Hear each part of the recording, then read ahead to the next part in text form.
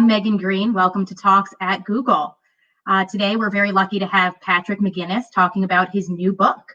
Patrick McGinnis is a venture capitalist, writer, and speaker who has invested in leading companies globally. He's the creator and host of the hit podcast, FOMO Sapiens, which is distributed by Harvard Business Review. Patrick coined the term FOMO, short for fear of missing out, which was added to the Oxford English Dictionary in 2013.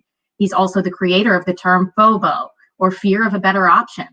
His TED Talk, How to Make Faster Decisions, was released in 2019. Patrick is the author of the international bestseller, The 10% Entrepreneur, Live Your Startup Dream Without Quitting Your Day Job, which has not only one, but 2 associated Google Talks. Today, Patrick is here to talk about his new book, Fear of Missing Out, Practical Decision-Making in a World of Overwhelming Choice. Patrick has been thinking about FOMO for over 17 years, and he has a solution: decision-making. Learning to weigh the costs and benefits of your choices, prioritizing your decisions, and listening to your gut are central to silencing FOMO and its lesser-known cousin, FOBO, fear of a better option. Please welcome Patrick McGinnis. Hey, how are you, man? Hi. It's great to see you. It's great to see you as well.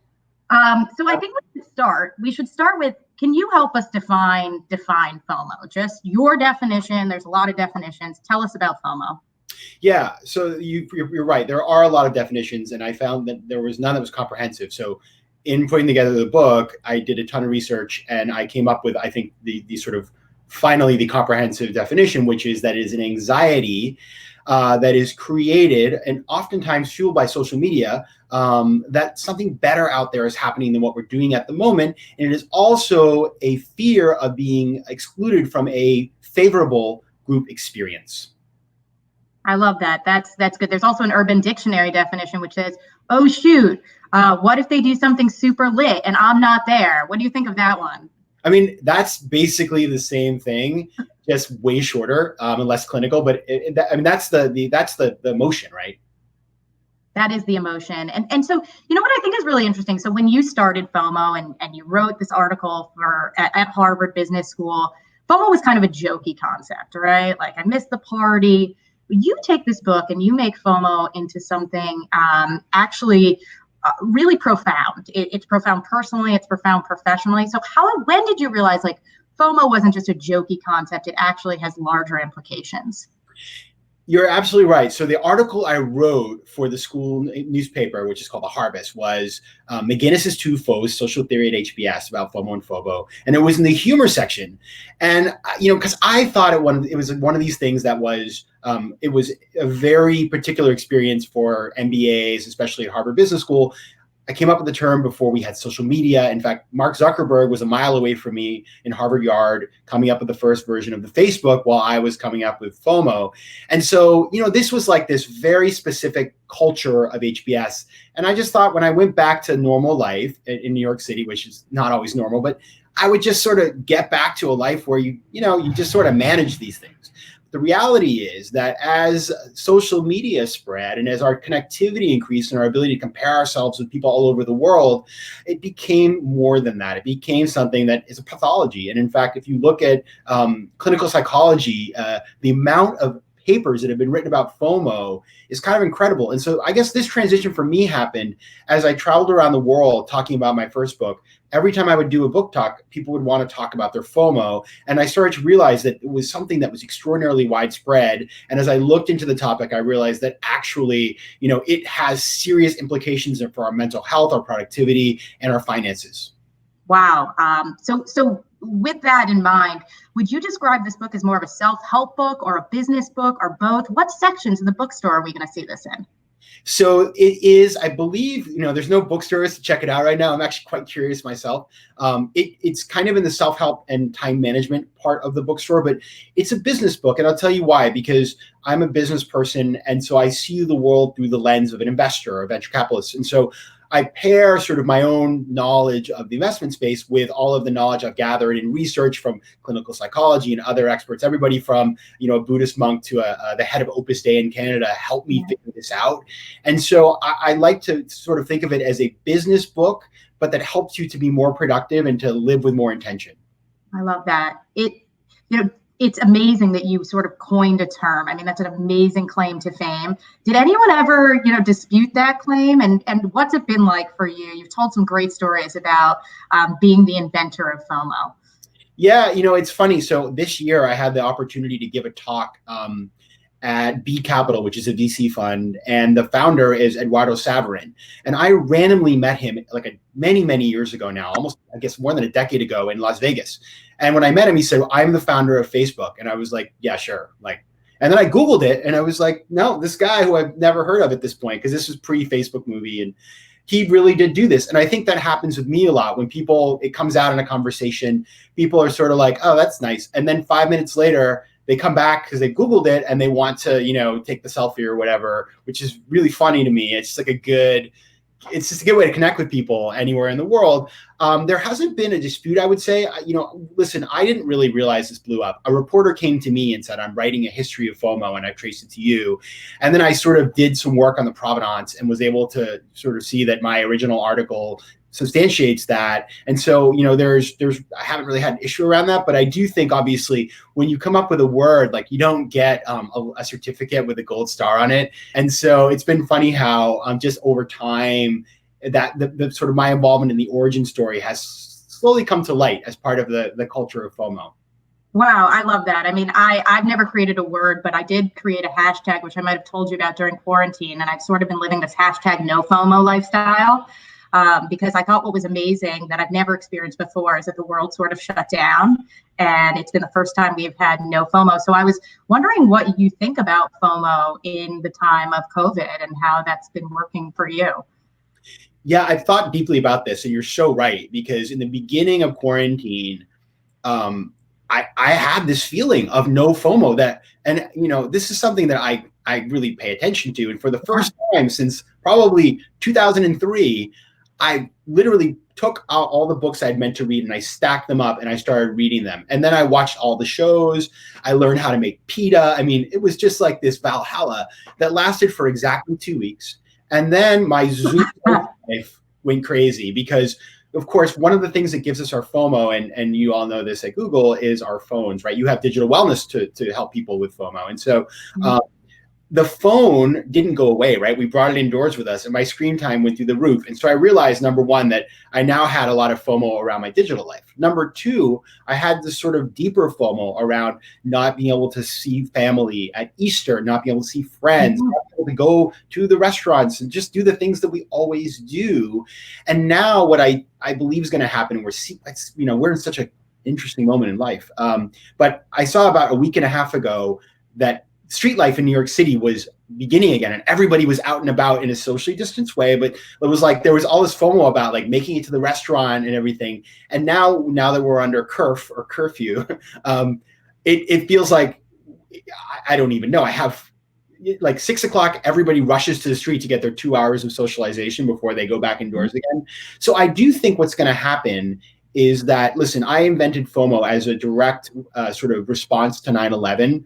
And that feeling that the world had changed irrevocably and that every minute was precious and I wanted to live every minute to the fullest. And I really feel like we'll have a similar sort of circumstance when we come out of this period, because this has been such a deep and for many people traumatic experience to go through COVID. And so I have a feeling that we're all going to want to live life to the fullest. And, I think you see that now with people are in the streets because they're feeling passionate about the world and they want to make a change. And so they're not going to sit by anymore because they realize that life is too short to sit around and watch the world go by. I totally agree. And I have my hashtag of no FOMO has sort of started to go away. And I'm glad you at least got to make the pita. That sounds delicious.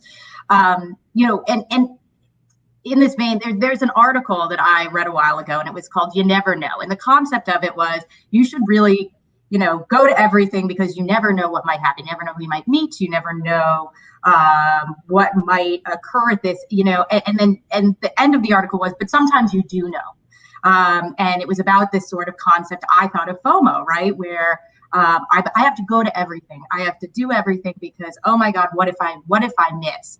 And so I think your book helps with this, but how do we get that out of our heads? I mean, that's exactly the concept of FOMO. And is that sometimes because we do know? Yeah, it's all about information asymmetry. And by the way, just there's a comment in the box about where to get this t-shirt. If you want to get this t-shirt, email me at patrick@patrickmcginnis.com. We're just about to start selling them, so your timing is impeccable.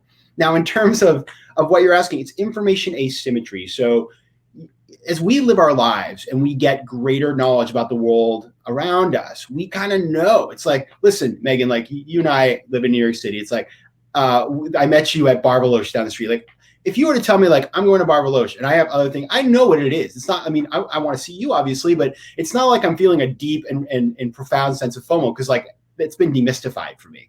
But the thing is, in the world in which we live today, where so much of our time is spent online, comparing ourselves to the idealized versions of reality, we have that information asymmetry, that perception of something better out there. And it's really perception, because perception can be deception. That's really what's happening. And that's a really critical part of overcoming FOMO, is starting to think critically about what you're seeing and really measure it against your own goals and objectives. I love that. You have great quotes in the book. Everyone has to get the book because the quotes and the stories are amazing, even if you're familiar with the concept. But I'm going to tell you one of my favorite quotes, and then I wanted to see what you thought about it. So Andy Warhol, the artist, said, "I'm the type of person who'd be happy not going anywhere as long as I was sure I knew exactly what was happening at the places I wasn't going to. I'm the type who'd like to sit home and watch every party that I'm invited to on a monitor in my bedroom."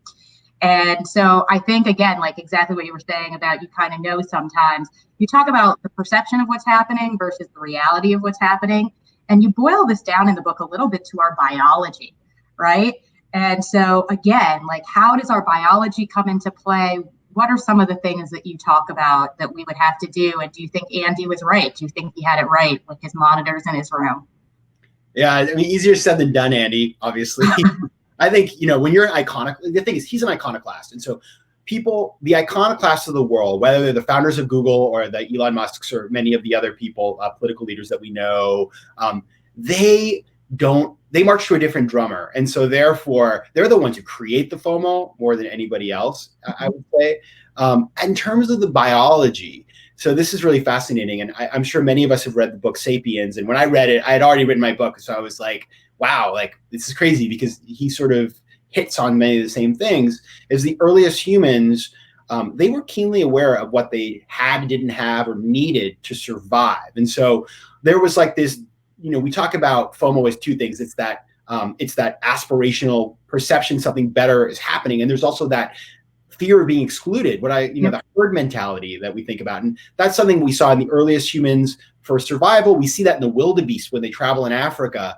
And so these are sort of fundamental parts of the human condition because of evolutionary biology. And what's interesting, though, is that, like, I think about the word FOMO. Obviously, it's a new word, but we've had these concepts. You've heard of keeping up with the Joneses, which, as I discovered in writing this book, is about this comic strip that was in the New York Globe 100 years ago about a family that lives next to this family called the Joneses, who are very kind of, I would say, extra. They're like always doing very fancy things. And the family who lives next door feels all this FOMO. And the name of the family is actually the McGinnis family, which is, I mean, this just, like, it all lines up for me on this one. And so the point of that story is that this has always been part of our lives, but we just have gotten to the point where technology has basically thrown rocket fuel on all of these natural tendencies that exist as part of being human. Wow. What's the thing you've had the most FOMO about in your life? So I grew up in a small town in Maine, and a wonderful place, idyllic, really great people, but really small. And I had these big dreams for myself, and so that manifested itself in being like, if you've seen the movie Election, I was like the Tracy Flick of my community. I walked into high school with a list of all the things I was going to accomplish. And by the end, and I did them all. And then by the end of my senior year, I was wearing like blazers to high school. So, I mean, I'll just admit that. That's where I was at the time. Now, it got me to where I wanted to go, I guess. But I just was very keen on, I guess, many of us on this call are ambitious people, right? You wouldn't be at Google if you weren't ambitious and hardworking and smart. And so we can relate to that. And then I think what happened is, when you're naturally competitive, that bleeds into all aspects of your life. And it can be positive, but of course it must be controlled. And so much of my adult life has been learning how to live with much more intention and not just simply be flailing around, living with FOMO all day long. And that's why this book is so great. And I think one of the concepts I was thinking about when reading this book is jealousy and FOMO, and sort of what is their relationship? You know, is FOMO something that you could achieve and then you feel like you are just missing it, while jealousy is something maybe you feel like I can't achieve that? Like, how do you see those two concepts playing together? Yeah, it's a great question that actually I've never been asked before. So if we think about, let's think about this together. So FOMO is this perception something better is out there that's happening at the moment.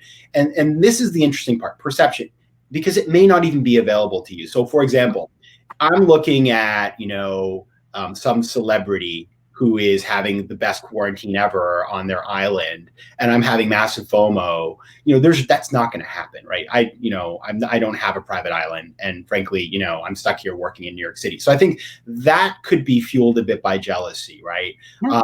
Because as we all know, jealousy, if you could really just do the things that you wanted to do, we wouldn't need to be jealous. And so I think that's the interconnection between the two. And it's, again, it can be healthy in a little dose because it wakes you to maybe things that you do want to do or acquire. But I think that's how I would think about that relationship. Okay, I like that. So the lexicon in this book is so interesting. That was one of my favorite parts about reading it. I mean, I love that you invented the term FOMO, and then you have all these other terms. And I think that's something people really, I think we're just starting with FOMO. We have aspirational and herd FOMO, reference anxiety, obviously fear of a better option. And then there's JOMO, the joy of missing out, which I don't know if you reference in your book. I heard you reference FODA, fear of doing anything. What are some of your favorite iterations that you've heard over the years? I mean, there's been a whole, this just spawned an entirely new vocabulary for people. Yeah, I mean, basically, we're going to have a dictionary of foes by the end of all of this. So the ones, let me tell you the ones that I kind of dig. I like FOGO, fear of going out. Now, I started using that on March 8th or something. So I think I might have coined that. I need to look at the provenance and figure out the digital history of that, but it's getting currency now. But I felt a little weird using it because you don't want to, it's not something to joke around about. This is a serious situation. But I thought it was a really interesting way to think about, how we were all dealing in a place like Manhattan about, I think it's quite serious term, and how we re-enter the world. Fear of a better option, I invented at the same time as FOMO back in 2003. I wrote about it in the same article. I think it's a much more pernicious pathology. It's something that it causes us to never decide on anything. You just sort of live your life spinning the wheels, hitting the snooze button on the decisions you need to take. And so I like that one, and it's gained some currency. In fact, I had this weird moment. So I live right there by the Google offices in New York. And 2 summers ago, I was at the Standard Grill when my phone exploded because Tim Herrera of the New York Times Smarter Living wrote about FOBO. And he didn't mention me. And I was like, that I felt the FOMO. And so I reached out to him. We did an interview, and so it's been written about now. And I talk a lot about in the book because it's important. JOMO. So everybody asked me about JOMO, and I have lots of feelings. So JOMO is a word that I think has utility because it shows us a state of being. It's sort of like the Buddhist detachment. But the problem with JOMO for me is that when people write about their JOMO and proclaim it to the world, I'm sort of like, if you had so much JOMO, why are you tweeting about it? Why are you Instagramming? So it's very sort of self-referential, which I think shows you that you haven't actually gotten to where you go. And JOMO's JOMO's like Argentina. It's like an amazing place to be, but you still have to find your way there. You got to get on the plane, right? And so I think it's a helpful sort of thing. But other thing about JOMO is I think it's good for the little things. It's good for I'm having JOMO about, the chocolate cake I didn't eat because I'm on a diet and I'm just going to have my, smoothie instead. But, it's not JOMO. It's I have JOMO about never finding my purpose or whatever, so it's just, you know what I mean? So it's, so I write about that, but, I appreciate it because I think it's a very handy phrase for people to latch onto. All right. So JOMO it is. We're going JOMO. Everybody get it out there. One of the things, again, this book is so great because there are serious implications of FOMO. There are also fun implications, but you do end the book on a serious kind of note that FOMO is actually, it's a luxury, right? And having a paradox of choice isn't something that's available to everyone. And I think right now we're seeing that in the world. You've spent a lot of time traveling all over the world with people who might not have had the option of FOMO. How has that helped you? And you do talk about this in the book, but reframe your thinking about FOMO as a luxury. Yeah. So actually, I would say both FOMO and FOBO, right? So if we think about FOBO is like fear of a better option. It's this idea that, something better is out there for you. That requires you to have options, right? So let's think of this. So I write about, I had this really powerful experience that really stuck with me, which was I went to visit Syrian refugee camps in Lebanon, and I spent a day there. And it occurred to me that when you're living in a place like a refugee camp, where basically you're stopped in time, you're number one, you can't legally work. So you've got to work in the gray economy. The kids are not in school a lot of times because they've got to work in agriculture. People, they do the best they can, but they're not in their home country and they're just in this no man's land, as it were. And so I saw that, and people were amazing. I mean, they welcomed me into their home. So it was a really profound experience for me. And when I came back, I was thinking about it a lot, and I had a lot of sleepless nights about it. And it occurred to me that there was probably some FOMO there because people know what's going on in the world. They can keep up with the Kardashians if they want. Everybody has a cell phone. I mean, it's 2020, right? But that there was no FOBO because unfortunately, there were no options right now for folks. And so what has struck me, and you don't need to go to Syrian refugee camp. You can go to your local hospital, or you can visit people who are affected by poverty or who are marginalized in your community. You can see these things, right? We can see that right now. And so what's been really powerful about this moment in time for me has been to observe that we have had a great sort of elimination of many options for people, where a lot of us, especially folks who are have secure jobs and acquisitive power and travel a lot, like we were like overwhelmed with options. Like when you're stuck in your house and maybe you lose your job, like all the your set of options diminishes incredibly.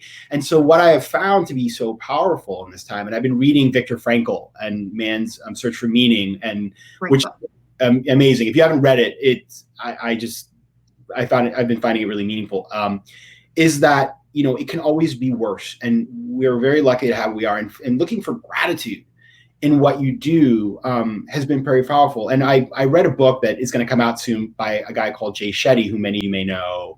And I'm actually going live with him on Instagram on Monday at 12:30 to talk about this. It's like gratitude, whether it's in the meditation or just getting up in the morning and thinking the three things that you're grateful for, it actually physiologically changes the way you see the world. And I had Blake Mycoskie, the founder of Tom's, on my podcast, and that comes out, I guess, next week.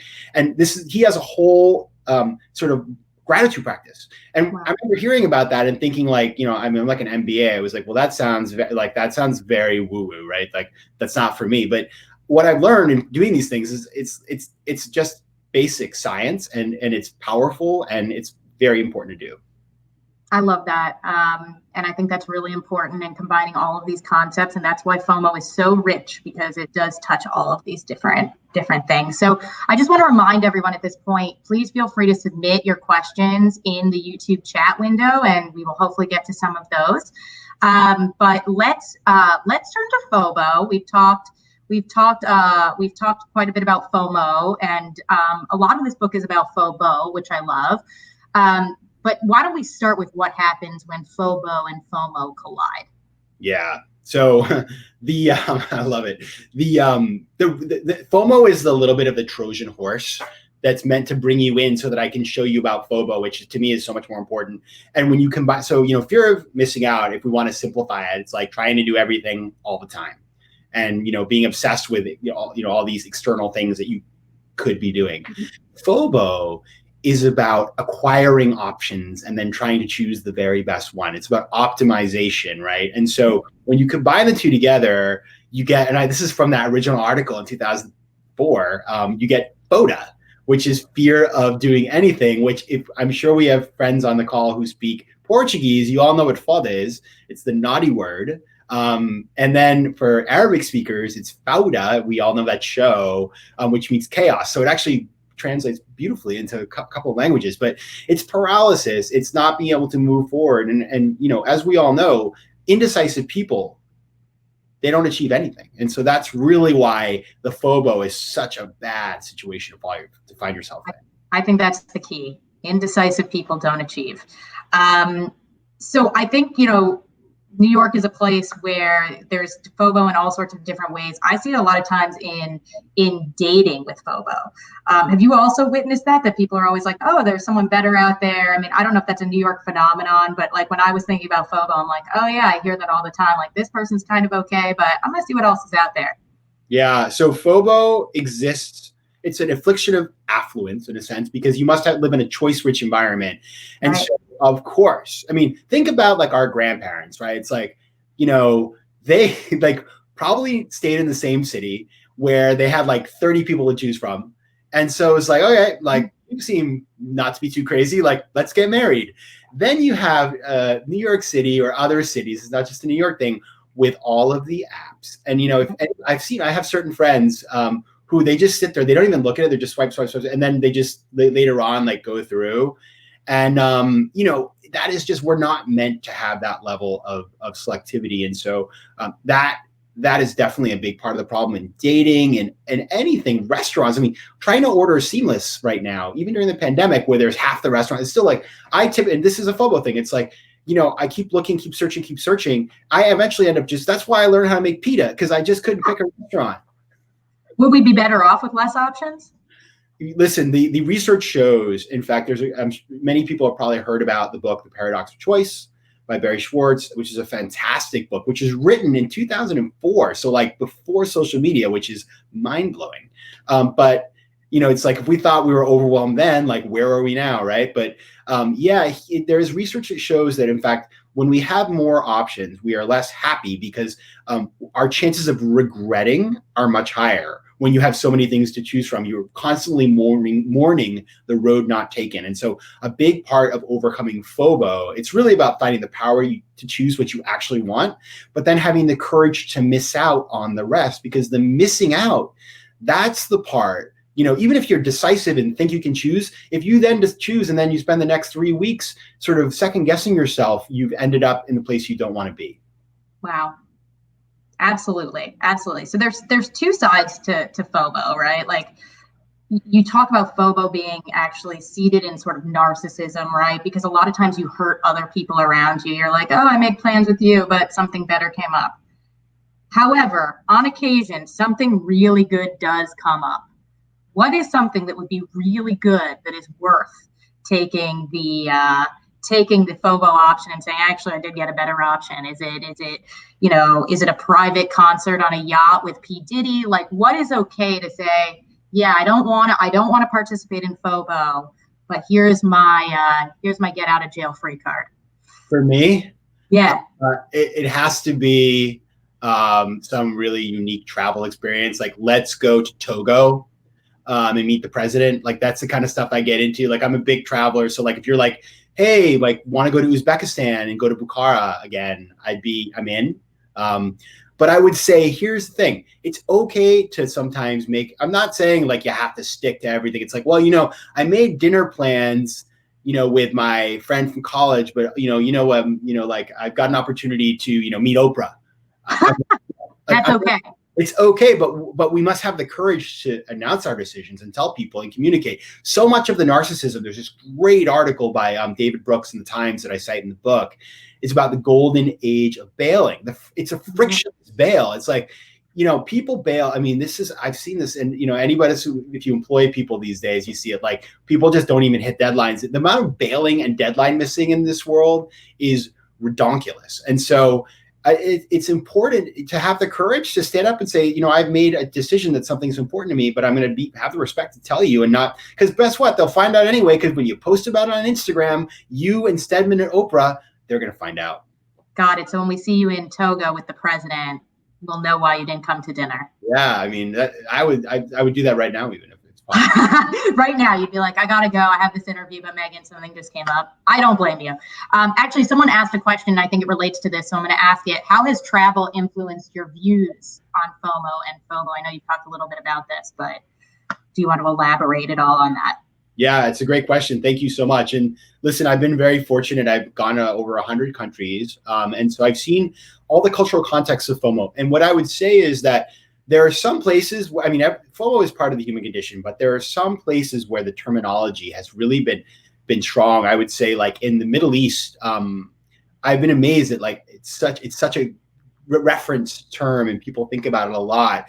There are a couple places that I found that there was very little FOMO, and I'll just tell you my experience. The first was I was in eastern, not eastern, but sort of central north Ethiopia, in this place called Lalibela, where there's very little sort of cell phone connectivity, and it's quite rural, and it's a beautiful place. But I went with a tour guide to see these famous churches that they have there, and I told him about FOMO. I was like, "Oh yeah, I'm writing this book," and he just he just wouldn't accept it as a term. He was just like, we don't have that here. Similar, I had a guy in Jamaica who was just like, that's a ridiculous idea. FOMO sounds really stupid. I don't get it.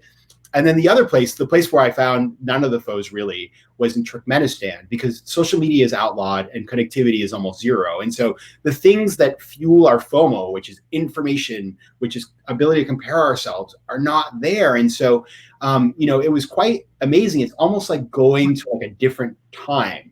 Now, I will acknowledge, though, that even in the time of Buddha, people have these feelings. That's why meditation was invented, right? So it is still part of us. But if you compare a Turkmenistan with a New York City, it's like a different planet. Do you meditate? I do. Okay. Every day. Very good. Very good. So I'll just say what I love about this book. So you outline, we've talked a lot right now about FOMO and FOBO, and reading this book, you'll get even deeper into these concepts, but you also provide solutions. That's the big thing about this book, is that you provide us some practical tips, some ways that we can make this better for ourselves. So I just want to start by saying, so some of the principles that you talk about, sometimes they sound simple. They can be difficult to execute. So one of the things you talk about is different stakes. So some decisions are low stakes, some are no stakes, some are high stakes. Can you tell us a little bit about differentiating between those different types of decisions, and maybe a few tips about how you do it in your own life? Yeah. So, I talk about sort of that when we're dealing with FOMO and FOBO, there are three types of decisions in life: high stakes, low stakes, and no stakes. And basically, for high stakes decisions, there are very specific strategies for each FOMO and FOBO. For the low and no, basically, you treat them kind of the same in terms of both FOMO and FOBO. And that's that you outsource those decisions. Now, what does that mean? It means that, as you mentioned, you have to first distinguish between whether a decision is high, low, or no stakes. And so, as I thought about this, and I talked to people, and this is what my TED Talk was about, how to make faster decisions. People say, well, what about a medium? What about a medium high, or like a medium low, almost no? And that's where you start getting into trouble, because simplicity is our friend in this situation. And so for me, a high stakes decision is something that has meaningful long to medium term impact, financial, life-wise. It's those things that require us to do our due diligence and think carefully and deeply about where we're going. Low stakes are things that require a little due diligence. There's some criteria, for example, buying a printer, choosing a cell phone, but they are not things that we're going to remember our decision-making process a month later. And then the no stakes are things we won't remember having decided in a day or two. So that's, what colors, I have 30 pairs of socks. If I thought deeply about which pair every morning, I'd never leave the house, right? What am I going to have for lunch? Am I going to go to Sweet Green, or am I going to go to Chelsea Market? These types of things. And so, for the no stakes decisions, I simply outsource them to my watch. I look down on I say it's like I'm deciding between Sweet Green and Chelsea Market. Left side on my watch is Sweet Green, right side is Chelsea Market. Look down, where's the second hand? Not wearing a watch today. I see where it is, and then I do that. You can do it with your cell phone. I like the watch because you can do 4, or you can do more quadrants. But the basic idea here is that this decision is one in which all of your options are perfectly acceptable. Most days you just would decide without even thinking, but on this particular time you were stuck, and therefore, even though anything you choose is perfectly fine, you're injecting the drama and the uncertainty. So therefore, you must take yourself out of it by outsourcing. And I've been doing this since my sophomore year in college, and I have to say it's very liberating, because I don't waste time on the little things anymore, and it gives me the bandwidth, the energy to focus on the real things. And I've been doing this. I do this like 3 times a day. I have never gone against the watch. Ever. Do you ever think that maybe like people who just like wear a uniform or eat at the same place every day, like, is that another way to sort of eliminate no stakes from your life? Most definitely. And the classic example, of course, is Steve Jobs. And later, of course, Elizabeth Holmes sort of rocked that look as well. And so the thing that's cool about that to think about is that for Steve Jobs, that was a no stakes decision. If you're talking to Anna Wintour, that's a high stakes decision. So we all have our personal sort of calculus that we must make. But the beauty of this is really it's about liberating yourself from the trap of indecision, because think about, we all know that person, maybe it's ourselves, trying to make plans with somebody, right? Like how many times, it's like, well, we changed the restaurant 9 times. Why? Like, do you really want to live like that? No, it's terrible. Yep. Totally understand. All right, let's take another question from the audience. Okay, from Mary Wang. How do you make decisions to reduce regret? Yes, that's a great question. So there's a couple different elements here, but when you make an important decision, and you're right, this regret is a big issue. The first thing you need to do is set your criteria, do your due diligence, really get into the facts, because the more facts you have, the less fear you have. Remember, FOMO, the first word, or FOBO, the first word is fear. And so our fears are generated by a lack of objective information about the situation in which we find ourselves. So that's a sort of big part of it. Now, the second part of it is thinking, and I talk about this in the book, and there's 2 different things that I would encourage you to think about. The first is when we choose one thing over the other, we need to remember that you cannot, of course, hoard options forever. In order to choose one thing, you must let go of the rest.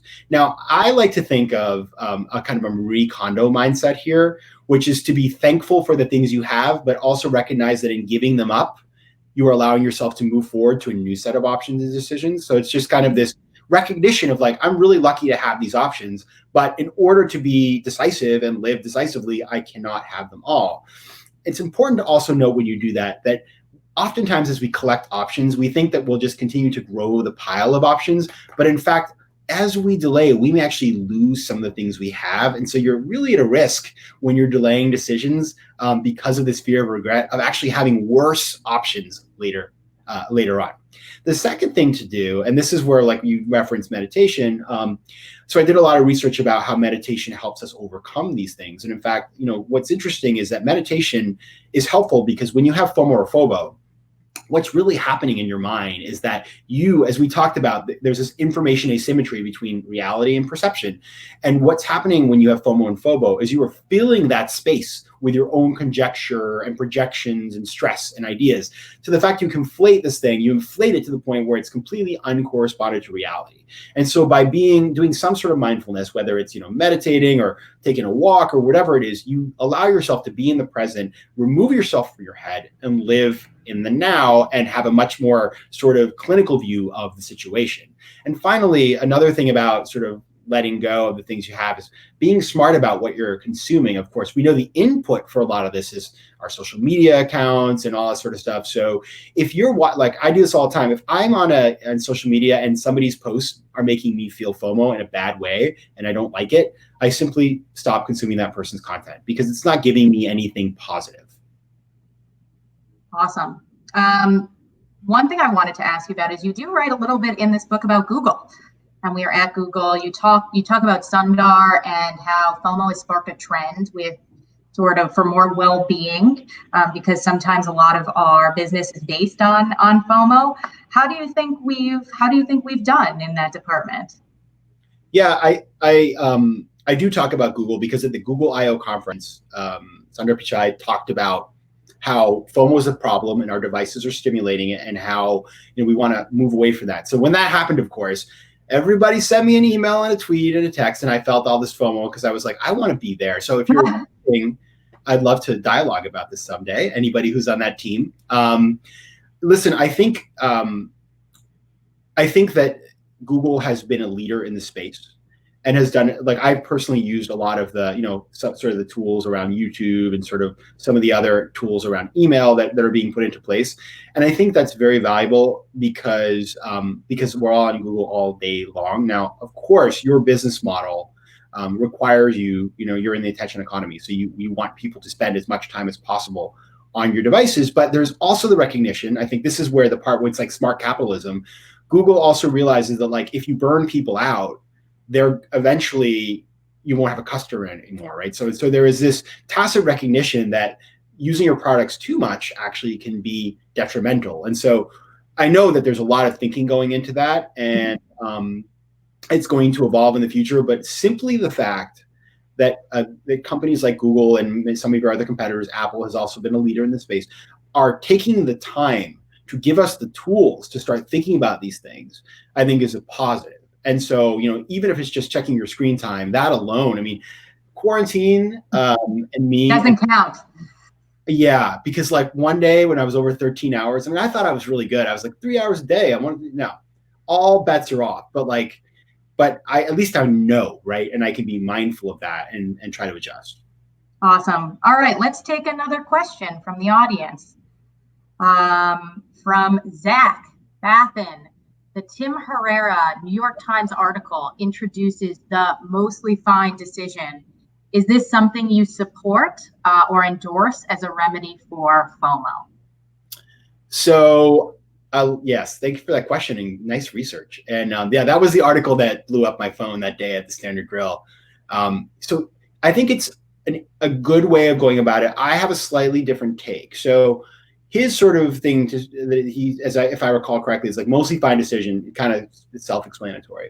Now, what I found in my research for the book is I read some of the later work of Barry Schwartz and many of his colleagues, and I found that actually the pathology when we have FOBO is not our desire to maximize, actually. And if you think about it, it makes sense, because think about business leaders like Larry and Sergey or Steve Jobs or political leaders like an Angela Merkel. Like, they have very high standards. They want the best, but they're still very decisive people, right? The problem happens when you refuse to eliminate options from your pile that you're building, and therefore you keep going back over and over again and you never exclude anything. That's the issue. And so my solution really focuses on it's a process change that allows you to remove things permanently and never go back to them. And so in doing that, you always keep in mind, listen, I'm glad I had that option. Thank you, Marie Kondo, that kind of thing. Or like Ariana Grande's thank you next is like kind of, you can put that on in the background. But you also are cognizant of the fact that when you have FOBO, you're living with the luxury of having acceptable options. Ergo, any of them that you choose will be acceptable to you. That is definitionally what is FOBO. FOBO is not like either I'm going to eat it sweet green or, I'm just going to like eat like a pile of dirt, right? No. And so, I mean, maybe that's got protein. I'm not sure, but you get my point here. You have acceptable options. They don't have to be, I've been thinking a lot about FOBO now in terms of like COVID and the response of government or Brexit, right? It may not be that your option is like your favorite thing, but it's acceptable and actionable. And so if you have those ahead of you, then, you need to choose one. Awesome. Okay, I think we can take another question while we contemplate eating dirt. David Schweizer says, what techniques help calibrate what decisions really, truly are high stakes? Yes. And so I have a set of criteria that I lay out. And, I think it's important to think about this. But for me, these are the things that you feel in your heart of hearts will have implications for you over the medium to long term in terms of your relationships, in terms of your professional life, in terms of your, where you live, in terms of your sort of financial picture. So these are the things that you absolutely must. You can never know if you're going to get it right? Part of decision making is decisions are like investments. You take a risk, you get a return. But these are things where if you don't spend the time, and if you don't take personal responsibility for doing the work, you will have committed a negligence against yourself. And so that, those things, again, are different for every person, but the nature of those things are like, where should I go to college? Where should I go to grad school? Which job should I take? Which person should I break up with this person? Should I move to Denver like everybody seems to be doing now? Those types of things. Got it.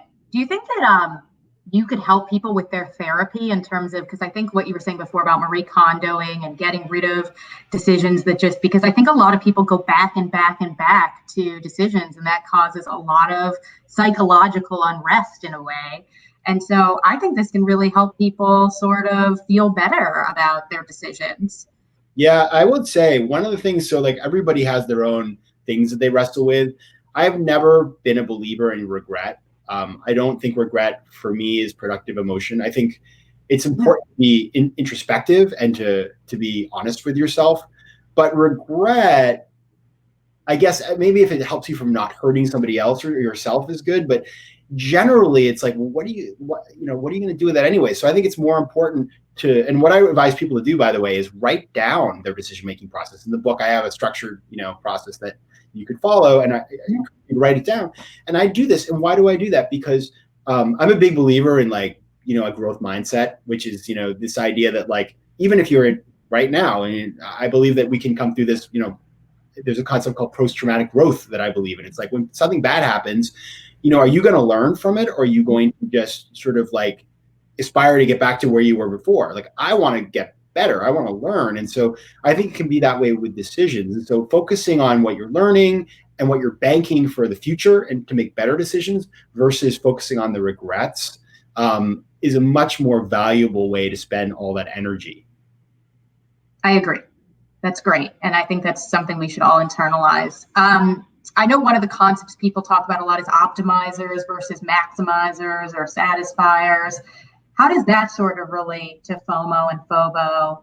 I think you've done some thinking around that as well. Yeah, I mean, they're very interrelated. So, I mentioned Barry Schwartz in The Paradox of Choice in the book because he's the dean of this whole decision and sort of paralysis analysis world. What I would say is that I think that framework is valuable.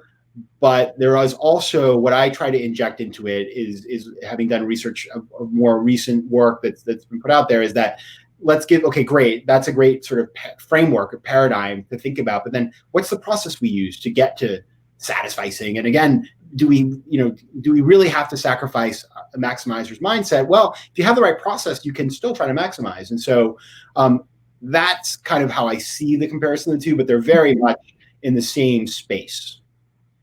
I love that. Okay, let's take one more question. Okay, from Sarah.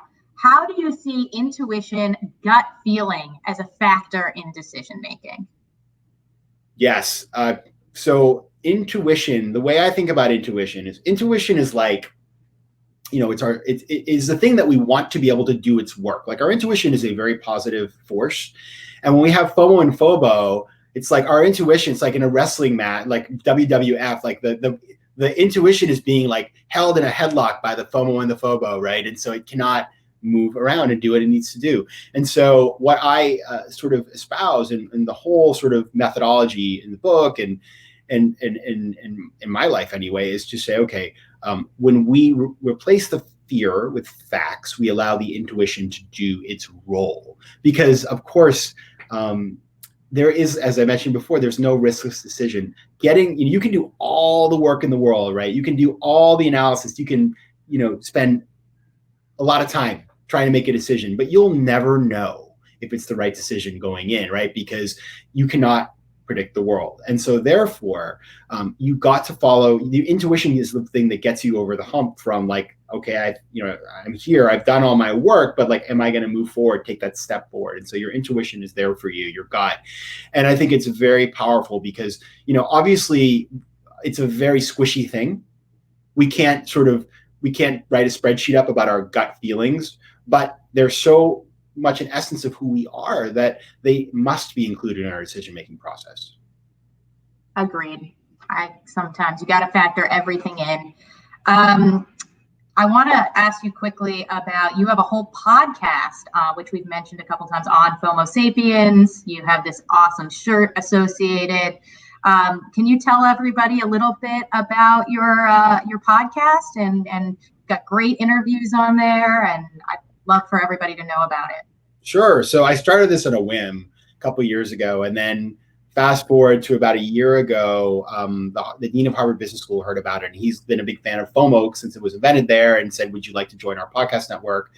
And so I had started out just inviting my friends, to be honest with you, like Jen Wong of the CEO of Reddit, who I was in business school with, and the founders of Market Snacks, now called Snacks Daily, and just folks like that. And then when you get a podcast and with the support of HBR, it's done really well. And it's oftentimes, it just broke I was right next to Gary Vee for like a couple of days there. So that was kind of surreal.